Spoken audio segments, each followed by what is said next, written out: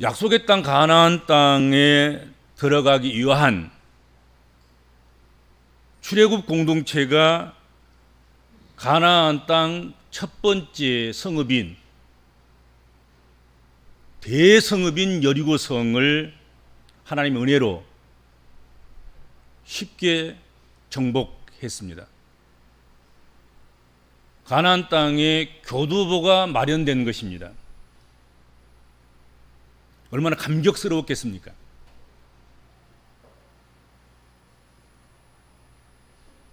이 일로 인해서 이스라엘 백성들은 사기가 높아졌고, 그와는 반대로 가나안 땅에 온 족속들은 그 마음이 물과 같이 녹아내렸다 하는 거지요.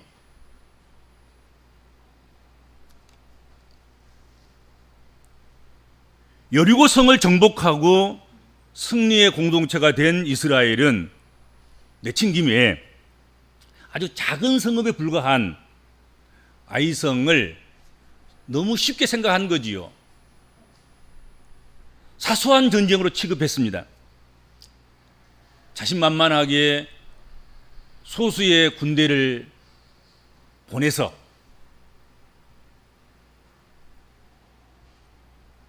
아이성을 취하고자 했습니다. 여리고성처럼 모든 이스라엘 백성들이 다 동원돼서 수고를 할 필요조차도 없다고 생각을 한 거지요. 정탐꾼을 보내기는 했지만 정탐꾼들도 정탐하고 돌아와서는 백성들과 그리고 여호수아가 듣기 좋아하는 말들만 늘어놓았습니다. 작만 성이고 쉽게 정복할 수 있는 성이고, 그러니까 한 3천 명 정도 보내서 치게 하면 우리 온 백성들이 수고하지 않아도 성을 취할 수 있을 것 같습니다.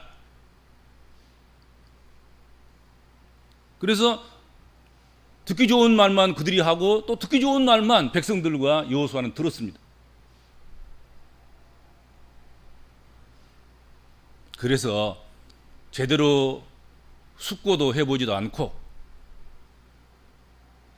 여호수아서를 읽어보면 모든 전쟁 앞에 여호수아가 하나님께 묻는 행위가 있었습니다. 하나님, 올라갈까요 말까요? 하나님, 전쟁을 할까요 말까요? 하면 어떻게 해야 되지요? 언제 해야 되지요? 반드시 물었습니다. 그런데 아이성의 전쟁만큼은 그럴 시간도 없이 흥분을 가라앉히지 않는 상태 속에서 그냥 전쟁에 돌입했습니다. 그냥 쉽게 그냥 얻으리라고 생각한 거지요. 그런데 그 기대와는 다르게 희생자만 내고 아이성 정복에 실패하고 말았습니다. 이로 말미암아서 여호수아 7장 5절, 오늘 본문 바로 앞절입니다. 거기 보면 백성들의 마음이 녹아 물과 같이 되고 말았다. 성경 그렇게 말씀했습니다. 아이성의 전쟁의 패함으로 말미암아서 백성들의 마음이 이제는 물과 같이 녹아서 아무것도 할 수 없는 그런 연약한 가운데 빠지고 말았다 하는 것입니다. 여기서 녹다라는 이 말은 약해지다, 기절하다, 두려워하다, 그런 뜻입니다. 아주 절망적인 상태에 놓인 것을 의미하는 것이란 말이지요. 그렇지 않겠습니까? 여호수아는 사실은 하나님께서 가나안 족속을 너희 앞에서 정령이 다 쫓아낼 것이다, 그렇게 확신을 시켰습니다. 그리고 확신 가운데서 첫 번째 성인 여리고성을 무너뜨렸습니다. 그런데 아이성의 실패로 말미암아서 이 확신이 흔들린 거예요. 하나님 우리와 함께하지 않으시는구나. 가나안 땅의 족속을 우리에게 붙여주신다 그랬는데 이렇게 붙여주지 않으셔서 우리가 결국은 실패하고 결국은 우리가 희생자를 내고 말았구나.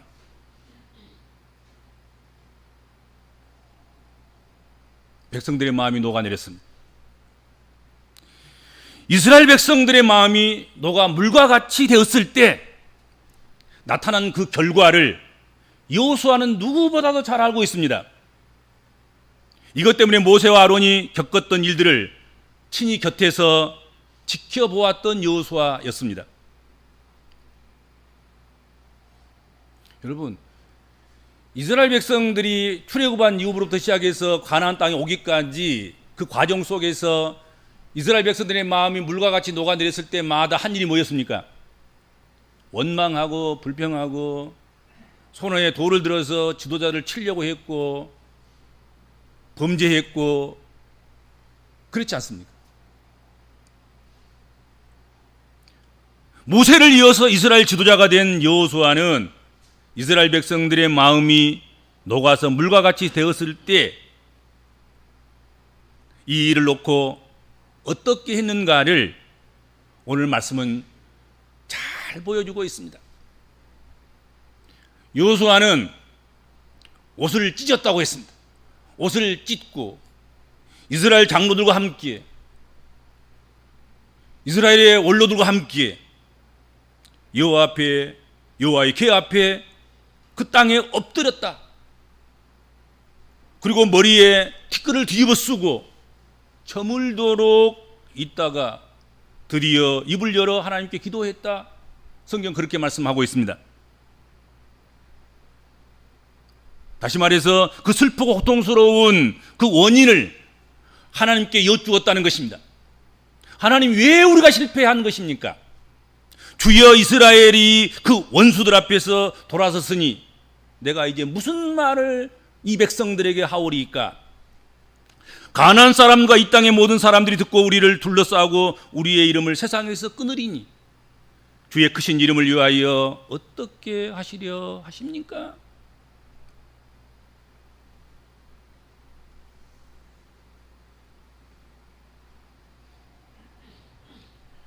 여호수아가 아이성의 실패 앞에서 이토록 괴로워하면서 슬픔에 잠겨서 하나님을 향해서 질문을 쏟아내고 있는 그것은 무엇 때문이었습니까? 여러분, 전쟁을 하다 보면 이기기도 하고 지기도 하는 거지요.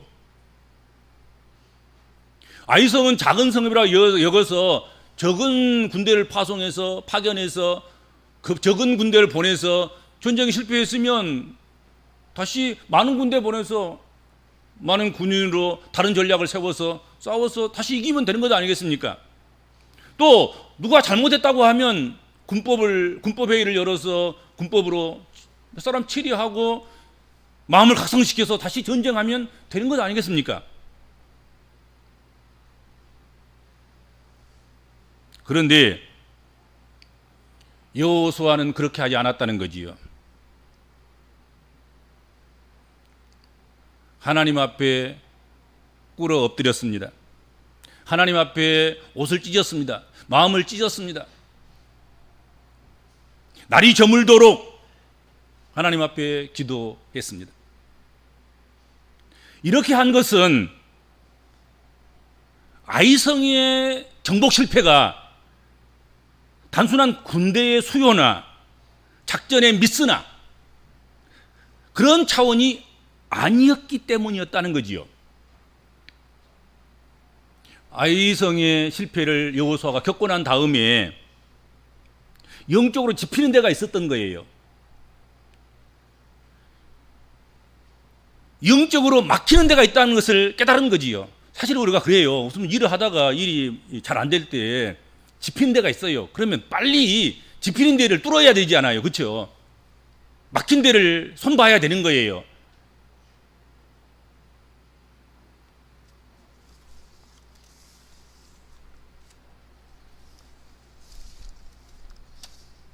자신들은 여리고성 전투에서 승리했음으로 말미암아서 그것도 어마어마한 대승리, 상상할 수도 없는 승리,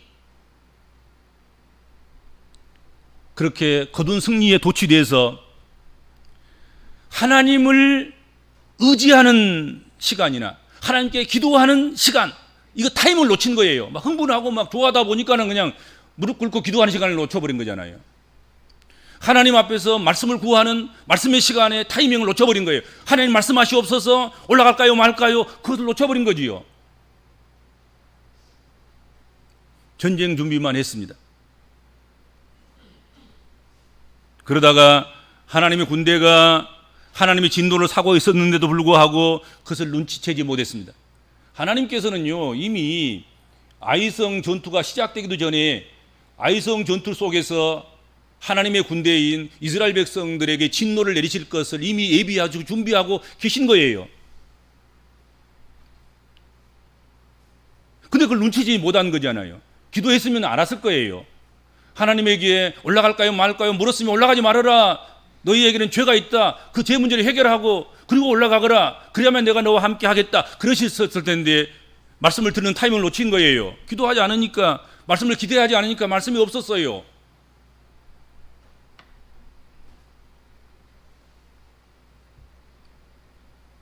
무턱대고 아이성경을 진격했던 3,000명의 군사들은 싸워보지도 못하고 뒤로 후퇴했습니다. 성경에 그때 죽은 사람이 36명이라 그랬죠. 근데 그 36명이 뭐 하다가 죽었습니까? 싸우다 죽었습니까? 성경을 재소해 보세요. 도망가다 죽었습니다. 도망가다가. 싸워보지도 못하고 자기들끼리 도망가다가 이리 치고 저리 치고 그래가지고 그냥 자기들끼리 그냥 희생당한 거예요.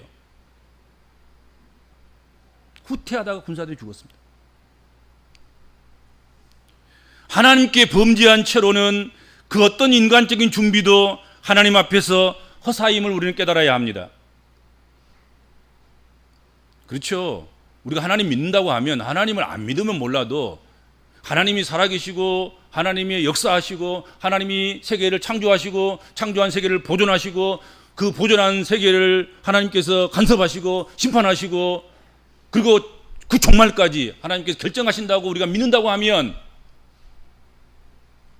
하나님 앞에 죄를 그대로 남겨놓고 우리가 무슨 일을 한다고 한들 그 일이 잘 되리라는 생각을 하는 것 자체가 어리석기 짝이 없는 것입니다. 그렇죠?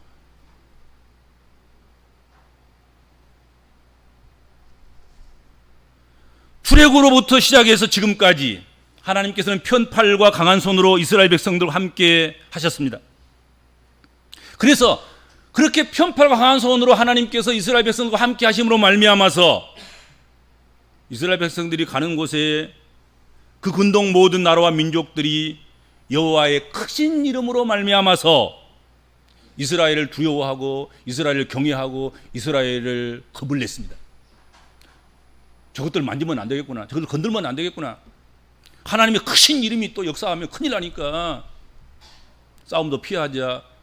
그냥 성도 내줘버리고 길도 내줘버리고 그렇게 하는 거잖아요. 그런데 아이성의 실패로 말미암아서 그 근동 나라와 민족들이 이제 그런 것에서 벗어나는 그런 계기가 된 거예요. 저 별것 아니네. 여호와 이름도 별것 아니네. 저 조그마한 아이성조차도 좀 못 쓰러뜨리고 저기서 이스라엘 군대가 패망하네.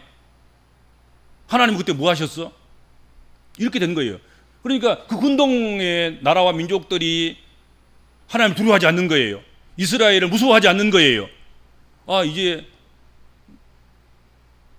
가나안 땅 우리 7부족이나 되는데 7부족이 동맹을 맺어서 든든하게 지키면 지킬 수 있겠고 싸우면 우리도 이길 수 있겠는데, 그런 것을 불어넣어 준 거잖아요. 그렇죠? 이 전쟁이 결과가.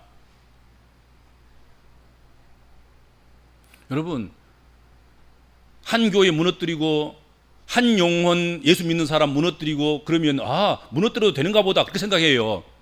근데 사실은 그 교회나 무너뜨린 그 영혼이 범죄하지 않고야 어떻게 하나님의 교회가 무너지겠으며 하나님 백성이 범죄하지 않고 어떻게 무너지겠습니까? 근데 뭘 주냐면 그렇게 무너짐으로 말미암아서 범죄한 결과이지만 하나님의 것을 함부로 해도 괜찮겠구나 생각하는 가능성을 준단 말이에요. 오늘 아이성처럼 말이죠. 아이성에서 실패하니까 하나님 이런 것도 별것 아니네. 이스라엘도 별것 아니네. 싸우면 우리가 이길 수도 있겠는데 이렇게 된 거란 말이죠.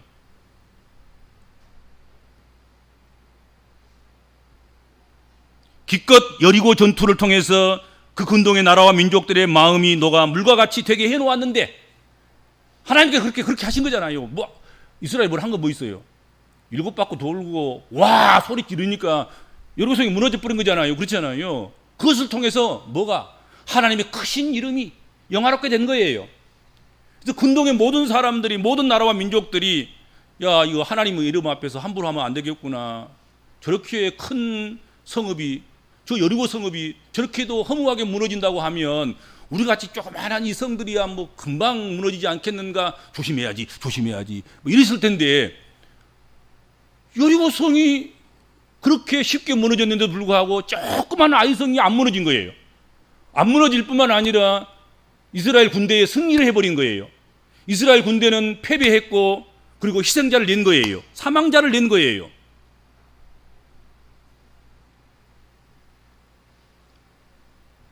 그렇게 되자 역전의 연상이 벌어지게 된 것입니다.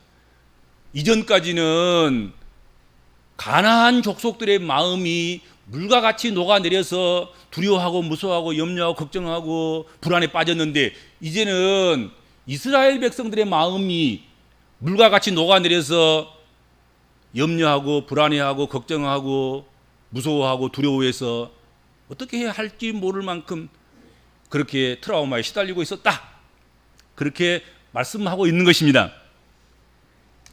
여러분, 전쟁은 꼭 무기나 군대의 중다, 군대의 많고 적음, 그 수로만 하는 것이 아니더라 하는 거지요. 전쟁은 전체적인 분위기가 중요해요. 싸우는 백성들, 싸우는 군대에 그 분위기가 중요하다고. 싸우려고 해야 돼. 죽기 살기로 싸우기로 해야 돼. 내가 죽더라도 나라는 지켜야 된다. 그 생각을 해야 된단 말이지. 얼마 전에 미군이 아프가니스탄에서 미군을 철수시켰습니다. 전쟁에 손을 뗐습니다. 왜 뗐습니까? 아프가니스탄에다가 쏟아붓고 쏟아부어도 좋은 무기를 갖다가 주기도 하고 좋은 군대를 파송하기도 하고 파견하기도 하고 동맹국들의 모든 전쟁 물자와 군인들을 갖다 대주기도 하고 그렇게 해서 전쟁을 하지만 이 정부군과 정부 관료들이 전쟁할 의사가 없는 거예요. 미국 군대가 갖다 놓은 뭐 탱크도 팔아먹어버리고 어디다가 자기 원수 대적인 텔레반에다가 갖다 줘버린 거야. 그냥 시장에서 그냥 아무 로켓으로 살 수 있다 그러잖아요. 그냥 박격포도 살 수 있고 그냥 팔아먹어버린 거예요. 그냥. 돈만 된다 그러면 그냥 갖다 팔아먹어버린 거예요. 나라 시킬 생각을 않고. 그럼 미군 철수하자마자 뭐 대통령은 뭐 이게 뭐 전용기 타고 도망가 버리고 그리고 수도가 그냥 금방 그냥 뭐 하루 아침에 그냥 텔레반에 의해서 점령당해 버린 거잖아요. 그러니까 아무리 세계에서 제일 가는 국가가 전쟁을 치루어도 가장 좋은 그런 무기를 사용해도 전쟁하는 당사자들과 당사자의 국가와 군대가 전쟁하려고 하는 마음이 없으면 아무 소용없어요.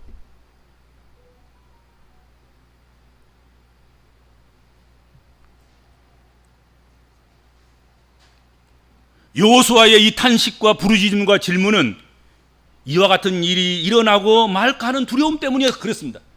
언제든지 이런 가능성은 언제나 있는 거예요.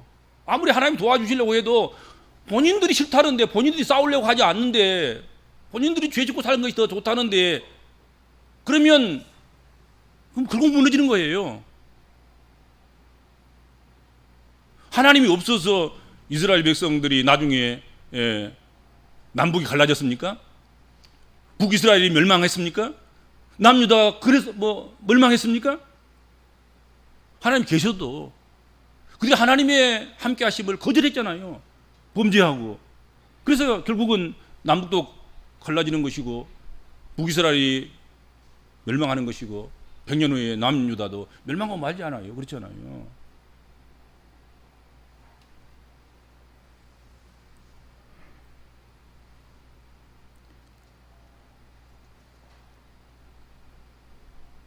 여호수아는 그것을 염려한 것입니다. 9절 한번 보십시오. 가나안 사람과 이 땅의 모든 사람이 듣고 우리를 둘러싸고 우리 이름을 세상에서 끊으리니 주의 크신 이름을 위하여 어떻게 하시려 하나이까? 이 말씀은 신명기 32장 27절에서도 언급된 말씀이기도 합니다. 혹시 내가 원수를 자극하여 그들의 원수가 잘못 생각할까 걱정하였으니 원수들이 말하기를 우리의 수단이 높으며 여호와가 이 모든 것을 행함이 아니라 할까 염려함이라. 여호수아의 직감은 틀리지 않았습니다. 아이성의 실패는 단순한 군사적인 전략의 실패가 아니었던 것입니다. 하나님께서는 엎드려 저물도록 기도하고 부르짖는 여호수아에게 찾아오셔서 일어나라 어찌하여 이렇게 있느냐 하시면서 그 원인을 말씀해요. 왜 실패했습니까? 내가 이스라엘에게 무슨 말을 할까요? 주의 크신 이름을 어찌하려 하십니까? 하는 그 질문에 대해서 하나님께서 말씀하십니다. 이스라엘이 범죄해서 내가 그들에게 명령한 나의 언약을 어겼고 또한 그들이 온전히 바친 물건을 가지고 도둑질하며 속이고 그것을 그들의 물건들 가운데 두었느니라. 그러므로 이스라엘 자손들이 그들의 원수 앞에서 능히 맞서지 못하고 그 앞에서 돌아섰나니. 이것 때문이다.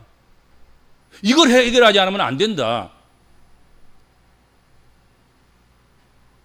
영적인 문제를 먼저 해결해야 된다 하는 것이죠.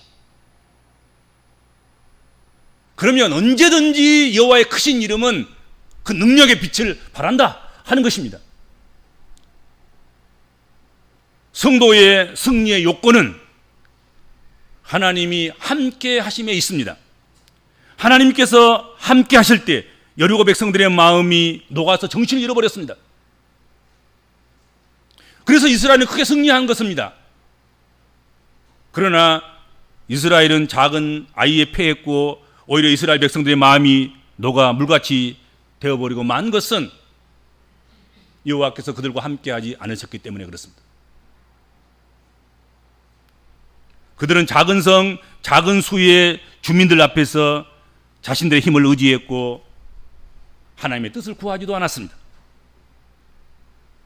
이스라엘은 여리고성의 승리에 도취되어서는 아간의 범죄도 몰랐고 하나님이 함께해 주시지 않는 것도 깨닫지 못했습니다. 아간의 범죄 정도를 알았어야 되는데, 그렇죠? 그리고 그 문제를 먼저 해결했어야 되는데 그 범죄 때문에 하나님께서 함께 하시지 않는 전쟁인 줄 미리 알았더라면 전쟁을 시작하지도 않았을 텐데 이 문제가 해결되고 시작했더라면 쉽게 전쟁의 문제를 풀어갈 수 있었을 텐데 말이죠. 그렇죠?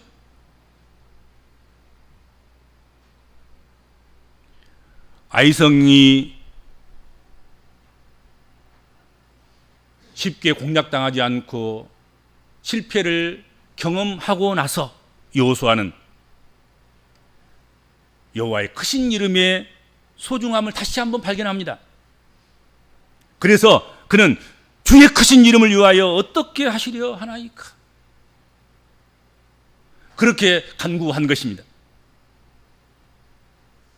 여호와의 크신 이름이 업신여김을 받게 될까 봐 염려하고 또 염려하고 부르짖는 것입니다.